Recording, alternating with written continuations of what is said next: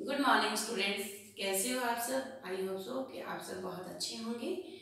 तो बेटा मैं आपको आज का चैप्टर करवाने से पहले मैं ये बता दूं कि अब अप्रैल मंथ में हमारे जो रीडर के 3 चैप्टर्स थे, 2 चैप्टर्स मैंने आपको करवा दिए। फर्स्ट चैप्टर जो था वो हमारा हम पंछी उन्मुक्त गगन के, और सेकेंड चैप्टर जो था वो हमारा था दादी माँ। और आज हम थर्ड चैप्टर करेंगे हिमालय की बेटियां, जिसके लेखक हैं नागा अर्जुन। लेकिन इससे पहले मैं एक और बात बता दूं कि आपका जो लास्ट वीक में हमने करवाया था स्पर्श व्याकरण का फर्स्ट चैप्टर, भाषा बोली लिपि और व्याकरण, ठीक है। तो अब तक हमारा जो सिलेबस हो चुका है वो 2 चैप्टर हमारे उसके वसंत के, और 1 चैप्टर हमारा ग्रामर का और अनुच्छेद लेखन, ये हो चुके हैं। और मुझे उम्मीद है कि आप सब बच्चों ने उसको नोटबुक पर भी कर लिया होगा। और आज हम बेटा करेंगे हिमालय की बेटियां, जिसके लेखक कौन है, नागार्जुन। इस चैप्टर में क्या है, इस चैप्टर में बेटा नदियों के बारे में बताया गया है कि नदियां जो है वो कैसे हिमालय से जब निकलती हैं तो पतली धारा के रूप में होती हैं, और जब नीचे हिमालय से अलग होती हैं तो कैसे विशाल रूप धारण कर लेती हैं। विशाल रूप मतलब बहुत फैल जाती हैं। तो लेखक जो है वो उन नदियों को किस किस रूप में देखता है, तो हम सारा जो है इस चैप्टर में पढ़ेंगे। तो नदियां जो होती हैं वो किसकी बेटियां होती हैं, हिमालय की बेटियां होती हैं, यानी कि हिमालय से निकलती हैं। तो अब हम पूरा जो चैप्टर है वो अच्छे से रीड करेंगे, और आप लोग भी ध्यान से उसको समझना। और आप लोगों के पास बुक्स भी होंगे बेटा, अब तो आ चुकी हैं। तो जिन बच्चों ने बुक्स ले ली हैं उन बुक्स को आप क्या करेंगे, उस बुक को आप जो है डीपली रीड करना, ताकि जब हम क्वेश्चन करेंगे तो उसके आंसर ढूंढने में आपको कोई दिक्कत नया हो। तो चलिए हम रीड करते हैं हिमालय की बेटियां। तो ये है बेटा हमारा हिमालय की बेटियां। अभी तक मैंने उन्हें दूर से देखा था, यानी कि कौन कह रहा है, लेखक। बड़ी गंभीर, शांत, अपने आप में खोई हुई लगती थी। सम्राट महिला की भांति वे प्रतीत होती थी। उनके प्रति मेरे दिल में आदर और श्रद्धा के भाव थे। माँ और दादी, मौसी और मामी की गोद की तरह उनकी जो धारा थी में वो डुबकियाँ लगाया करते। यानी कि लेखक बता रहे हैं कि उन्होंने जब उसको देखा था तो वो गंभीर यानी कि शांत रहने वाली, अपने आप में जैसे लगता था कि वो अपने आप में ही खोई हुई है, उसे और किसी से कोई मतलब नहीं है। सम्राट महिला यानी कि जो अच्छे घर की महिला होती है उसकी भांति वो प्रतीत हो रही थी। और कहते हैं कि लेखक के मन में उसके प्रति आदर और जो है श्रद्धा के भाव थे। श्रद्धा का मतलब भी आदर होता है। तो वो लेखक जो था उनको माँ, दादी, मौसी और मामी के रूप में देखता था। यानी कि वो कहते हैं कि जैसे माँ और दादी, मौसी और मामी की गोद में उनको आराम मिलता था, वैसे ही क्या है उस नदी को भी वो इन रूपों में देखता है और उनकी धारा में डुबकियाँ लगाया करता है। परंतु इस बार जब मैं हिमालय के कंधे पर चढ़ा, यानी कि वो हिमालय पर्वत पर गया, तो वे कुछ और रूप में सामने थी। मैं हैरान था कि यही दुबली पतली गंगा, यही यमुना, यही सतलुज समतल मैदानों में उतरकर विशाल कैसे हो जाती हैं। इनमें जो है इस मैंने जैसे पहले बताया था कि इस चैप्टर में नदियों के बारे में बताया गया है। तो लेखक कहता है कि जब मैं हिमालय पर्वत पर चढ़ा तो इस बार नदी जो थी वो मुझे कुछ और ही रूप में नज़र आई। कैसे, कहते जब हिमालय से ये निकलती हैं तब ये दुबली पतली सी होती हैं, और यही जब नीचे समतल मैदानों में, समतल मैदान कौन से होते हैं, जो प्लेन होती हैं, तो उन मैदानों में उतरकर ये विशाल कैसे हो जाती हैं।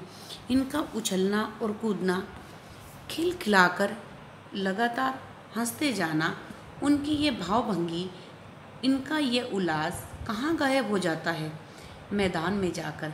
कहते हैं जैसे अब देखो जैसे पर्वत होता है, पहाड़ी होती हैं जो, उनमें से जब नदी के निकलते पानी निकलता है तो वो कैसे जहाँ जहाँ जैसे गड्ढे बने होते हैं वैसे वैसे वो पानी की धारा बन जाती है, वहीं से आती है।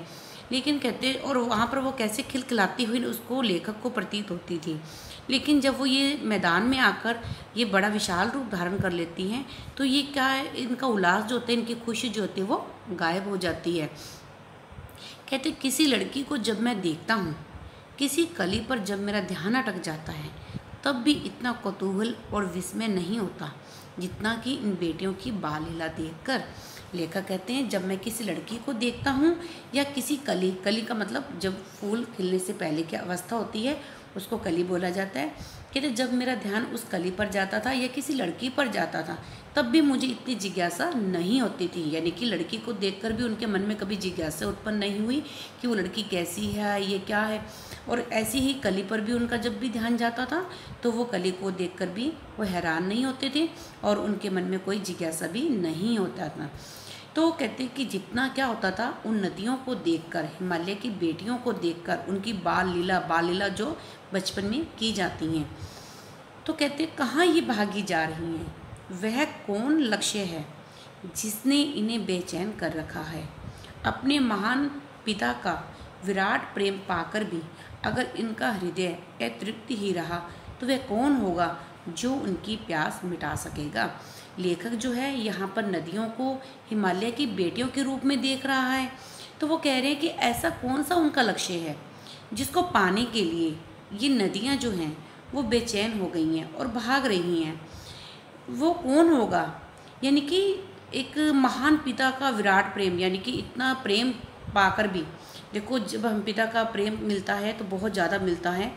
तो कहते हैं कि ये नदियाँ जो हैं वो महान पिता का, यानी कि अपने इतने बड़े महान पिता हैं इनके, और इनका इतना प्यार देखकर, प्यार पाकर भी जब इनका हृदय, यानी कि इनका मन अतृप्त का मतलब संतुष्ट नहीं होना, जब इनका मन अपने पिता के पास भी उनका प्यार पाकर भी संतुष्ट नहीं हुआ, यानी कि अतृप्त ही रह गया, तृप्त नहीं हुआ, और तो वो कौन होगा जो इनकी प्यास बुझाएगा, प्यास मिटा सकेगा। बर्फ़ जली नंगी पहाड़ियाँ, छोटे छोटे पौधों से भरी घाटियाँ, बंधुर अधिक पाएँ, सरसब्ज उपत्यकाएँ, ऐसा है इनकी लीला निकेतन। वो कहते हैं कि बर्फ़ जली नंगी पहाड़ियाँ, यानी कि जो पहाड़ियाँ हैं वो बर्फ़ से ढकी हुई हैं, यानी कि बर्फ़ दिख रही है, और छोटे छोटे पौधों से भरी घाटियाँ। अब जैसे घाटियाँ होती हैं वो क्या है, उनमें क्या है, जो वहाँ की वनस्पति है वो अपने आप ही हो जाती है, तो वहाँ पर छोटे छोटे पौधों से भरी हुई घाटियाँ हैं। बंधुर मतलब गहरी, अधिकाएँ, पहाड़ी के ऊपर का जो समतल भाग होता है उसको बोला जाता है। सरसब्ज उपत्यकाएँ, ऐसा है इनका लीला निकेतन, यानी कि पहाड़ी इलाके में आपने देखा होगा कि कैसे वो जो चट्टानें होती हैं, ये घाटियाँ होती हैं, वो कैसे पेड़ पौधों से भरी हुई होती है, और वहाँ पर कितनी गहरी गहरी घाटियाँ होती हैं, और जो उनका पहाड़ी जो उसका पर्वत का ऊपर जो समतल भाग होता है उसके बारे में बताया गया है। खेलते खेलते जब ये जरा दूर निकल जाती हैं तो देवदार, चीड़, सरो, चिनार, सफ़ेदा, केल के जंगलों में पहुंचकर शायद इन्हें बीती बातें याद करने का मौका मिल जाता होगा। अब पहले इन्होंने नदियों के बारे में बताया, घाटी के बारे में बताया, अब ये क्या बता रहे हैं, वृक्षों के नाम, देवदार, चीड़, सरो, चिनार, सफ़ेदा, केल, ये क्या है, सारे वृक्ष हैं। इनका जो जंगल है, जंगल में पहुंचकर शायद इन्हें बीती बातें कौन सी होती हैं, जो पास्ट में होती हैं, यानी कि इनको अपनी पुरानी बातें याद करने का मौका मिल जाता होगा। कौन जाने बुढ़ा हिमालय अपनी इन नटखट बेटियों के लिए कितना सिर धुनता होगा। यानी कि मैंने आपको पहले बताया है कि इसमें हिमालय को क्या कहा गया है, नदियों की बेटियों, नदियों का पिता कहा गया है।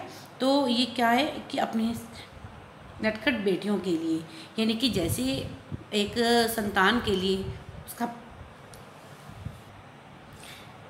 जैसे एक पिता जो होता है अपनी संतान के समय पर घर पर पहुंचने पर, यानी कि जब वो बच्चा समय पर घर नहीं पहुंचता तो कैसे पिता जो है वो चिंतित हो जाता है, वैसे हिमालय जो है वो अपनी इन नटखट बेटियों के लिए कितना सिर धुनता होगा, कितना परेशान होता होगा।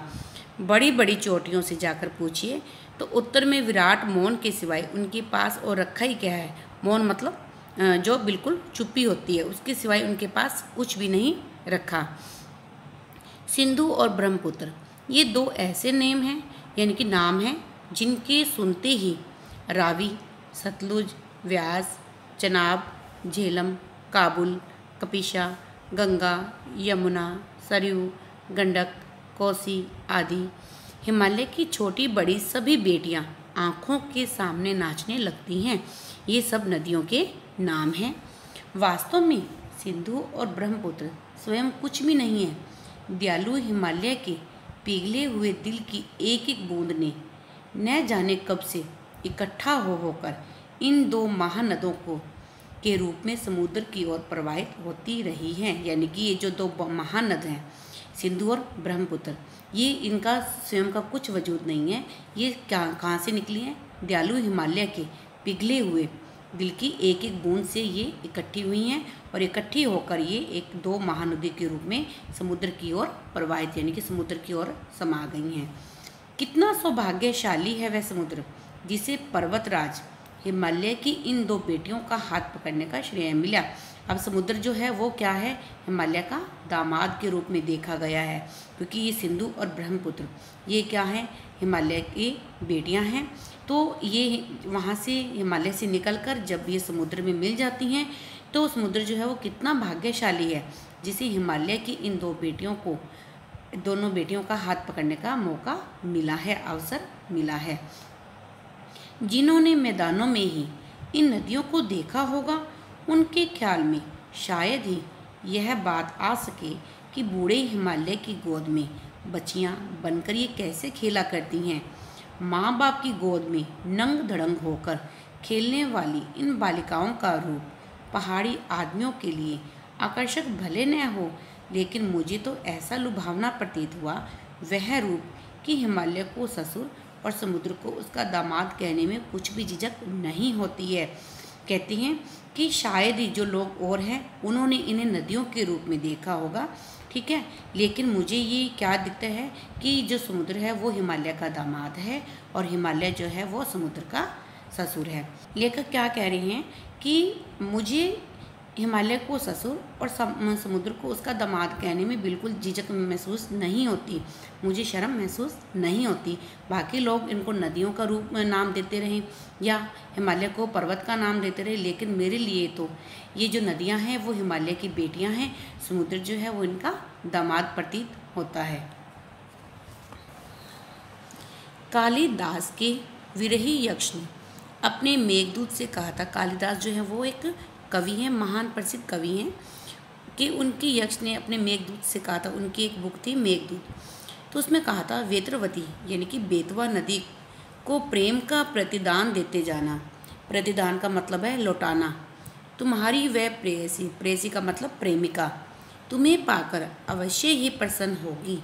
यह बात इन चंचल नदियों, चंचल मतलब जो एक जगह पर स्थिर नहीं रह सकती, नटखट नदियों को देखकर मुझे अचानक याद आ गई और सोचा कि शायद उस महाकवि को भी नदियों का सचेतन रूपक पसंद था। दरअसल जो भी कोई नदियों को पहाड़ी घाटियों और समतली आंगनों के मैदानों में जुदा जुदा शक्लों में देखेगा, जुदा जुदा मतलब अलग अलग, वह इसी नतीजे पर पहुँचेगा। काका कालेलकर ने नदियों को लोक माता कहा है, यानी कि इसमें एक और कौन है? काका कालेलकर। उन्होंने नदियों को लोक माता कहा है। लोक माता मतलब कल्याणकारी, जो सबकी कल्याण की कामना करती है। किंतु माता बनने से पहले यदि हम इन्हें बेटियों के रूप में देख लें तो क्या हर्ज है? और थोड़ा आगे चलिए, इन्हीं में अगर हम प्रेयसी की भावना करें तो कैसे रहेगा? ममता का एक और भी धागा है जिसे हम इनके साथ जोड़ सकते हैं। बहन का स्थान कितने कवियों ने इन नदियों को दिया है। एक दिन मेरी भी ऐसी भावना हुई थी। थोलिड यानी कि तिब्बत की बात है। मन उचट गया था, तबीयत ढीली थी, ढीली मतलब उनकी तबीयत जो थी वो ठीक नहीं थी। सतलज के किनारे जाकर बैठ गया। दोपहर का समय था और पैर लटका दिए पानी में। थोड़ी ही देर में उस प्रगतिशील जल ने असर डाला। प्रगतिशील मतलब जो प्रगति की ओर अग्रसर रहता है, यानी कि वो चलता रहता है। उसने असर डाला, तन और मन जो था वो ताज़ा हो गया। तो लगा मैं गुनगुनाने।